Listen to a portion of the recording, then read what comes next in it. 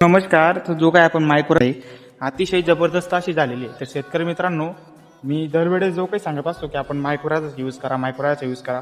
तर शेतकरी बंधूंनी इथं तुम्ही पाहू शकतात, हे जे आपल्या केळीच्या ज्या मुळ्या आहेत, हे जबरदस्त अशा पसरलेल्या आहेत.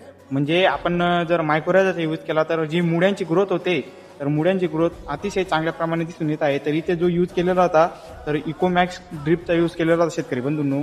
तर यांनी 1400 खोडाला जे केलेलं होतं, तर 100 ग्रॅम म्हणजे 200 ग्रामचा यूज केलेला होता. तर तुम्ही पांढऱ्या मुळ्यांची जी ग्रोथ आहे ती पाहू शकतात. एकदम जबरदस्त अशी ग्रोथ झालेली आहे. तर शेतकरी बंधूंनो, पांढऱ्या मुळ्यांची ग्रोथ जर झाली तरच आपण किती वॉटर सोलेबल खत दिले तर ते पूर्णपणे झाडामध्ये पचवण्याची क्षमता असते. जर आपल्या पांढऱ्या मुळ्यांची ग्रोथच नाही झाली तर मग आपण किती वॉटर सोलेबल किती महाग वॉटर सोलेबल दिलं तर ते अन्नद्रव्य आपलं पांढऱ्या मुळ्यांमध्ये जे अन्नद्रव्य होत असतं, तर पांढऱ्या मुळ्यांची ग्रोथ नसली तर आपण किती भारी वॉटर सोलेबल सोडलं तर आपल्या झाडाला लागू होतच नाही.